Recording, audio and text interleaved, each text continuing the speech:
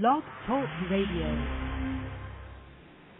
Hello, everyone. This is Laura Smith on Blog Talk Radio. Good evening. It is 9:30 p.m. here in Calgary, Alberta, Monday night, September the 6th. This is a 30-minute live internet streaming radio broadcast from blogtalkradio.com, and this is child abuse prevention and human rights abuse prevention is up to us. And the chat room is open. If anybody would like to sit in there, that's great. I hope everybody's having a good weekend. This was a long weekend for us in North America here, Labor Day weekend, and it's been a nice, very quiet weekend for me, and just taking it easy.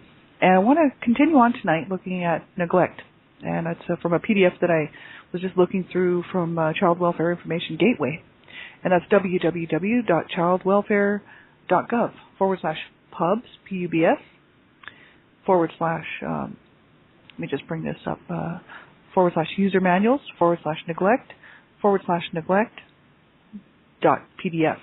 And so I wanted to sort of continue looking at that. The next portion of what we're looking at is domestic violence and the effects of neglect and domestic violence on children. And I was looking through the rest of this PDF. There's 112 pages, and I don't know, I don't think we'll cover the whole thing, but I wanted to touch on the stuff that really counts, and that's the signs and symptoms of neglect, and what to look for, how to prevent neglect, and just take a sort of a quick look at it. It's a great PDF, and I highly recommend everybody take a look at it, especially to understand what the signs and symptoms are, and so that you can look out for the kids in your own world, for the children in your own life, to make sure that they're not being neglected or abused. Right? It's so important that we know what to look for and how to protect children. Right? They need our protection. They need our help. So that's why I'm doing this show. I'm not a professional counselor or therapist or anything like that. I don't hold any professional certificates. I'm just a private citizen paying to do my own blog talk shows. I'm the Canada Regional Director for Dreamcatchers for Abused Children. I'm an advocate. I stand up for human rights, for child rights, standing up, fighting against child abuse and all human rights abuses, really. And just a person who's very concerned and cares about people, wants to see change in this world. And I thought, about 3.5 years ago, I decided to get off the couch and join everybody else out here who was busy working really hard and giving their time and their lives to do this. And I thought, I need to get involved. I can't sit on the couch any longer, right? So that's what happened. And I was going to school at MRU here in Calgary, and was taking some courses in international community development, which encompassed human rights, child rights, and everything like that. And then I couldn't afford to go to school anymore, so I had to, I'm just in between courses basically. I'm still enrolled. I just can't go because I can't afford them. So I continually study. I'm just looking for information all the time, and also because of my role as a volunteer director for Dreamcatchers for Abused Children, we are steady looking at all the information that is coming out available now, and all the old information we are just always studying and researching, because it's our goal to stop and prevent child abuse, right? We need to do this now. If we could do this tonight, that'd be great. I could go on and talk about something else, but we have to keep talking about this until we can change this thing for these children out here tonight, and the next night and the next night, right? And so on and so on. We really have to do it. We can't keep pushing this off for another generation, and I just think that we can do it, and I think that it's going to take all of our voices. So I just wanted to be one more voice, right? Thanks, everybody, for tuning in. I appreciate it. I have like 10,300 and something shows listened to. I mean, this is just amazing. I know quite a few regular people listen to my shows on a regular basis, and I thank you for being here. I really do. Every night, every day, people are tuning into my shows, and I thank you so much. It just makes it so worth doing. Thank you very much. And if you're a young person under the age of 18, I just ask that you have someone listen to the show with you, because there's a lot of adult content on my shows, and I just think that, some of the listeners, I don't know how young you might be, and so it might be uncomfortable, some of the topics, or you might be just wondering what I'm talking about, because abuse is not talked about that much, right? I mean, we only see the headlines. That's basically what we see out there, the headlines every day rolling in of children who have been killed and murdered at the hands of their parents or caregivers or some sort of child sexual predator. Or we see children have been, placed into care, or they're in the hospital due to abuse-related injuries, right? So this is a sad fact, right? Headlines are rolling in every day about children who are being abused and neglected and by every sector of society, right? Sadly, And so, but we don't hear anything about about prevention. We don't hear anything about the actual topics of abuse. It's just the sad headlines rolling in every day. And I wanted to be one more informational voice, just to bring out information so that people will realize that we can talk about abuse. We can get comfortable talking about abuse, and it's something that I want to do for the rest of my life, which is to get out into the public sector and start speaking publicly. Across North America and Canada, the United States, and maybe worldwide eventually, and raise awareness and promote education, awareness, and prevention to stop child abuse. So that's why I'm doing these shows. So thanks everybody for tuning in, and we'll get right into this article here. This portion that we're looking at right now from this PDF is called just domestic violence. This was on risk and protective factors, and the next section was domestic violence, where we left off. So that's what I'd like to continue on with. That's page 40 of this PDF, if you actually bring it up. Like I said, it's 112 pages long. I don't think we'll cover the whole thing. I just wanted to look at the main points, and talk about the real extremely important stuff. The whole article is great. I mean, all of it's important, but you can go and check it out for yourself. I want to give you the title and who put it out. It's a great resource for people, right? It's from the Child Abuse and Neglect User Manual series from the Child Welfare Information Gateway. It's called Child Neglect, a Guide for Prevention, Assessment, and Intervention. And it was put out by the U.S. Department of Health and Human Services, Administration for Children and Families, Administration on Children, Youth and Families, Children's Bureau, and Office on Child Abuse and Neglect. So that's who put this out. It was done in 2006, and it was put out by a lady, Diane DePanfilis, DePanfilis, in 2006. So it's not all that old. Some of the stuff we see is from 1991. 2006 is not all that old as far as information goes. Because, of course, they're looking at last year. Even last year's stats are not out. It's 2010. We don't even hardly see much coming from 2009. There's a little bit out there for, recent stuff from 2010, but mainly it's 2008, 2009 that they're working on. So this is actually not all that old as far as information goes. It's quite updated and it's good. And this PDF is just awesome. It's full of all kinds of good information. It gives us a good idea, a good picture of what neglect is and what children are experiencing. Neglect is such a huge issue, it's the most common type of abuse, actually. It's the most common form of abuse. Sadly, so many children are experiencing neglect all around the world, let alone North America. And it's very sad because so much of it is, actually I would say all of it is preventable. It's the same with child abuse. Every single bit of it is preventable. And, abuse of any type is preventable. It's very sad that people are going through this, and children are forced to endure this every night, And so that's why we have to stop this, and we have to get the information out to people, right? So important. So domestic violence and the whole issue of neglect, this is major, and I want to just touch on this as a survivor myself, and also dealing with a lot of domestic violence and abuse. I totally understand it. But I want to look at what they have to say about it. They say here, this is page 40 of this PDF, domestic violence. It says children living in a home where domestic violence is present are at a greater risk of being neglected. And one study found that in 35% of neglect cases, domestic violence had occurred in the home. So one study showed that 35% of the neglect cases, there was domestic violence going on right in the home. Caregivers who are victims of domestic violence may be abused to the point of being unable or unwilling to keep their abusers from also abusing the children. So, the other parent or the other caregiver, if they're being abused, they might not be able to or might not be willing to actually protect the children in the home, right? So this type of neglect is often referred to as failure or inability to protect the children from harm. And in some cases, I think we sort of touched on this on Friday night. It says in some cases, abused caregivers are afraid to defend the children in their care because doing so might put the caregivers' or children's lives in danger or provoke more abuse. And we see this all the time, right? I mean, so often in the papers, in the headlines that are rolling out on the news and whatnot, there's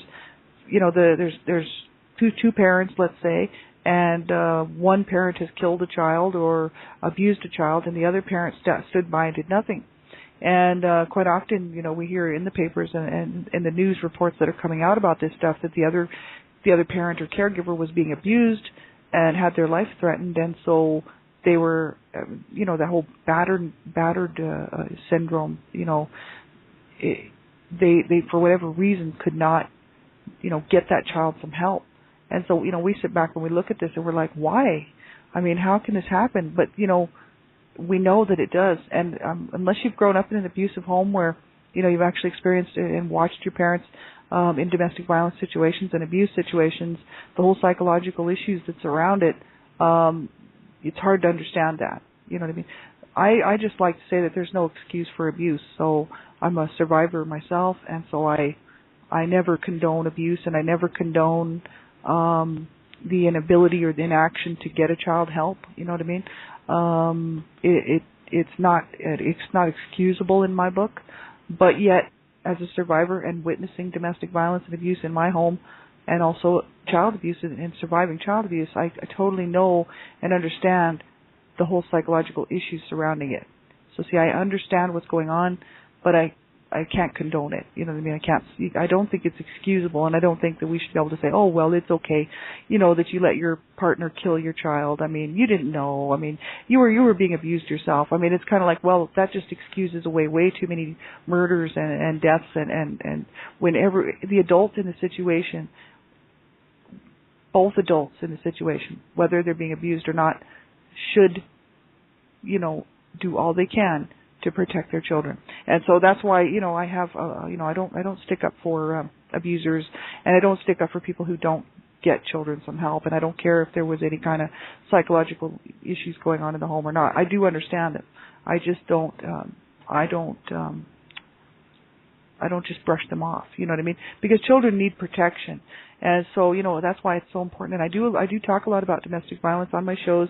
I have done whole weeks worth of shows back in maybe last December, almost, getting close to 7-8 months ago, 2-3 weeks talking about domestic violence and whole issues, because domestic violence is such a huge issue, and so many people are being abused, in men, women, you name it. And there's always, and quite often, children involved, and it's like, what do you do? You have to get these people to realize that they need to get help for themselves, and they need to get help for their children. It's so important, right? But anyway, they say here, whether or not caregivers are charged with failure or inability to protect often depends on whether the caregivers knew or should have known that their children were being abused. They said here studies show that in 30 to 60% of homes with identified cases of domestic violence or child maltreatment, it is likely that both types of abuse exist. I mean, that's quite par for the course. If a husband or wife is abusing each other, then there's quite often the abuse actually spills over to the children, right?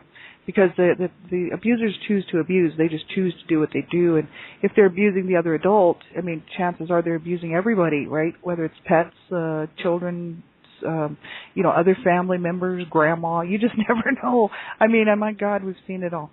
So it's like, it does happen.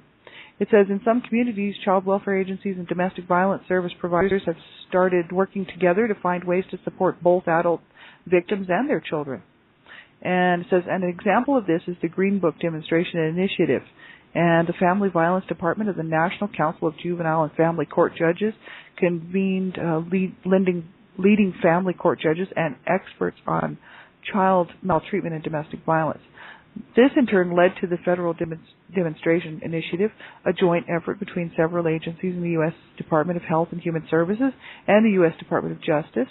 Preliminary results from this project include increased routine screening for domestic violence by CPS caseworkers and increased routine screening for child maltreatment by domestic violence service providers. Additional changes in CPS policies and practices include increased interagency cooperation, regular training on the dynamics of domestic violence, and sharing resources with domestic violence organizations. So for more information on the Green Book Initiative, you can go to http://www.thegreenbook.info/init.htm. So if anybody wants to actually take a look at that, we could actually go there and check that out, right? So it says, effects of witnessing domestic violence on children. They say here, in many families affected by domestic violence, the parents believe that their children are not witnessing the incidents. But reports from children show that between 80 and 90% are aware of the abuse and can provide detailed accounts of it. So, a lot of times parents will say, oh, the children don't know, whether it's the husband or the wife, the children will be okay. They were in their rooms, or they don't know, they didn't see it, they were in the backyard, thinking that the children don't know this is going on, or are not witnessing it. And they said, children who witness domestic violence often suffer harmful consequences. So the extent of the harm possibly depends upon the child's age, developmental stage, gender, and role in the family. Some research suggests that exposure to domestic violence increases the likelihood that children will engage in delinquent and criminal behaviors as teenagers and adults, and will have problems with violence in future relationships. Other studies, however, do not show these negative effects. With increasing recognition of the effect exposure to domestic violence can have on children, many CPS agencies consider it a form of emotional abuse.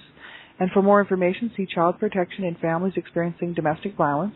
And that's another one of these user manuals from childwelfare.gov /pubs, PUBS, /user manual.cfm. So that's just it. I mean, it depends on the studies that they do, but they've done a whole lot of studies on this, and they know that it affects a lot of the children that witness domestic violence are affected by it. Maybe not every single one, but it can have an effect on children and the way that they view gender roles, the way that they view relationships, and how to, quite often they will take that on into their own families, right? And that's where the whole cycle of abuse starts, right? It's absolutely horrible, I know firsthand what it's like to grow up in that, and it's extremely stressful for children, and it's very, very hard on children. So that's the thing. It's just, you got to think about a child growing up witnessing the other parent battering the other parent, or even verbally abusing the other parent. It's hard on that child, right? It's hard on the family, the whole family. So it's family stress. Neglectful families often have experienced stressful life events due to financial difficulties, substance abuse problems, housing problems, illness, or other challenges. Families that are coping with such problems may not have the time or emotional capacity to provide for the basic needs of their children or to participate in interventions. Neglectful families often report more day-to-day stress than non-neglectful families. And in addition, particularly stressful life events such as a loss of a job or the death of a family member may exacerbate characteristics in the family, such as hostility, anxiety, or depression, which may increase levels of family conflict and child maltreatment. And, I've seen that firsthand. I totally understand that. It's hard on kids, you know what I mean? Especially when there's a large family, and there's just not enough money to go around, and then you have marital problems, you got domestic violence going on, and then you have a death in the family, and some depression or maybe some mental illness or something, and you have a mess then. Basically what you have is a mess, right? And that's how I grew up. And so it's very difficult on children if they don't get help. My parents were ordered to go to court-ordered counseling. They were brought up on abuse charges, and they were told that all the children would be removed from the home. There was 5 of us living at home at the time, and they were going to remove all 5 of us children, if my parents didn't get some help. And my parents begged and pleaded with the courts to let them let us stay with them, right? So the court said, well, okay, but only if you go to court or go to counseling, right? So they were ordered to go, and they went a couple of times. They went twice. That was it. And there was no follow-up. There was some follow-up. There was no. This was back in the 60s. They didn't really force them to go. They went a couple times. Then we moved out of the country. So there you go. But the thing is if parents don't, if the caregivers, whoever the parents or the caregivers are, don't get help, it will just continue on, because they don't have the problem-solving skills. They don't have the coping skills, especially if they've got some mental issues going on, some depression or like manic depression, or like my parents, or some borderline schizophrenia going on, and they're not getting help for these issues, and they have emotional issues as well from being abused, which both my parents were both abused as children.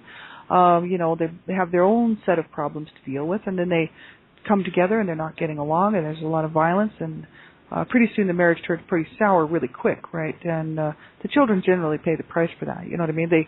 Unless they get some help, see? So it's so important for people to know that there is help out there. And there's nothing wrong with saying, I need help, you know what I mean? I mean, that's what I noticed from growing up in the family that I grew up in. it took me until about the age of 41 to figure it out that it's perfectly okay to say, hey, I need help, you know? And if somebody looked down on me for saying that, well, then I wouldn't care, because I'd be like, you know, you don't need to be in my life anyway if you're going to look down on me for saying that I need help. Everybody needs help at some point, and especially families who are struggling. They really need help, right? They're the ones that do need help, so that's the thing. And it's just so important for people to know that they can get help. And sometimes it's a little bit of red tape getting that help, but you just have to be you have to be pretty persistent, you know. Put your foot down and say, no, we need help, you know what I mean? And quite often, you know, eventually you get it. And people do slip through the cracks, and that's all there is to it. And it's very unfortunate when that happens, and it's not a perfect system, you know. And that's what I'm here to say. That's why I'm doing these shows, because we need to find out what's going to work, what it's going to take, right, within our own communities to help, you know, bolster up our own communities and help people, right? So it's obvious that the system we have now is not working, right? And that's why we see these reports coming in every day and these headlines with children losing their lives to the hands of their parents and caregivers, or you know, if they don't lose their lives, they're in the hospital due to the abuse they suffered, or they're just taken away from their parents, you know. And we see this stuff every day. This is rolling in steady, and obviously the system is not working. And so we really, you know, got to come together and get some young, new thinkers out there and some think tanks going, you know, and get this changed, right? So, because I know these people have been trying for years and years and years, all these people. Thank God for them. You know, I mean, I don't hold any bitterness that those people made a bad decision and let us stay in the home. I mean, they probably thought they were doing the right thing, you know, and so, I mean, it's not like I'm holding, you know, if I'm bitter at anybody, it's at my parents for what they did to us, you know what I mean? But it's not at the system, because the system, you know, people have been trying. They've been giving their lives to try to stop this mess. But we need more people to get involved, and we need people to get involved within their own families, right, to protect their own children, their own families from abuse, and to get them help, right? So important. So they said, when assessing a family, it may be helpful for a CPS worker to classify stresses into the following categories. And they list them off here. They say chronic environmental stress, life events is another one, and what else do they have here? Daily hassles and role strain. So we'll take a look at those. They say chronic environmental stress, background stress that is based on the environment and social structure, including dangerous housing, indigent neighborhoods, and chronic unemployment. And life stress, or life events, stressful events and life transitions, including a job loss, the death of a loved one, or an eviction, which, you know, any of that would be very stressful, right? Especially for parents, you know, having a hard time, and you have a few kids, and, you know, no coping skills, of course, that's going to be extremely stressful, and no support. Quite often people just don't have the support that they need. They don't have support from other family. They don't have support from friends quite often. They don't, you know, they just don't have the social skills necessary to go out and make friends and meet people and get this help, you know. Or they just don't want people to know about their situation, so they quite often don't tell anybody they're having these problems. And you know, there's so much stuff surrounding this. Daily hassles, they say minor stresses that are present in day-to-day life, such as being stuck in traffic or problems at work. That's a real problem, too, for a lot of people. You know, it just becomes too much. And, you know, paying the bills and having these issues going on at work, and that's pretty much standard for most people. But if you have people who can't cope, and maybe they have some substance abuse issues, and they might have some emotional issues as well, anger management problems, and you have some kids that are sort of driving you crazy at home, and a spouse or a partner who isn't supportive, it can turn pretty neglectful and pretty abusive really quick, right? That's why it's so important for people to get help. Role strain, it says stress caused by one's ability to fill inability to fill a particular role. For example, a stay-at-home father may experience role strain due to the expectations of mainstream society that fathers must always participate in the workforce, so that type of thing. Just the stress of feeling like you're not doing what you should be doing, you know, just based on what society thinks or what other people think, right? Sort of thing. And then developed within ourselves these ideas that, you know, that we take on just due to the fact that that's just what people have always said or always thought, right? Sort of thing. It's pretty stressful. They also say stress in the immigrant community. That's another section here. Just a short one. Stress also may be a particularly relevant problem for immigrants. Some common additional stressors they face include, they're shooting off fireworks right across the road from me. Language difficulties, separation from family and friends, health problems, financial problems, difficulty finding and keeping a job. Now, this is stuff that might stress out people who have moved from another country, or yet come into, a new country, right?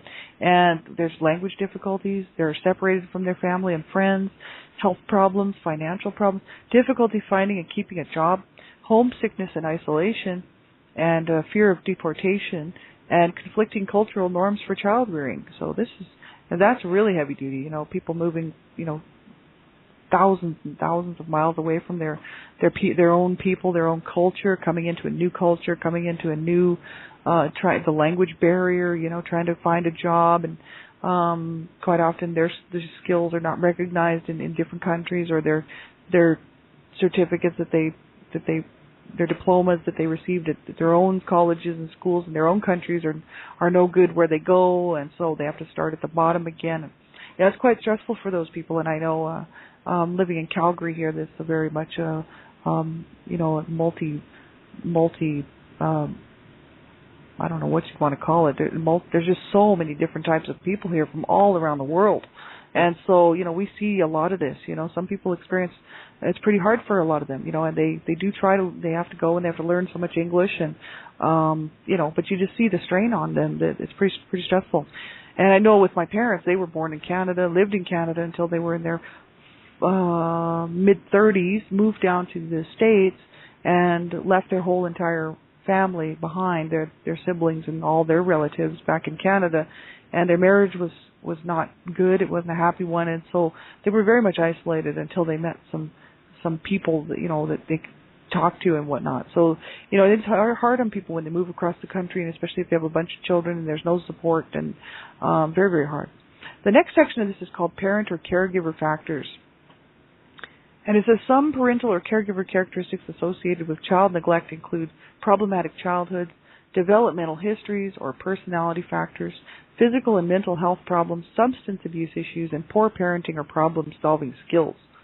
And as with all risk factors, the presence of one or more of these factors does not mean that a parent or caregiver will be neglectful. It says, but these are characteristics that are present more often in neglectful parents.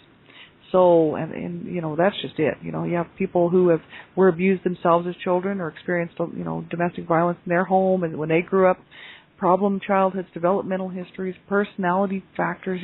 My dad was diagnosed with borderline schizophrenia as well as borderline personality disorder. My mom was manic depressive, and they were both abused as children. My mom had a lot of physical health problems as well as emotional issues.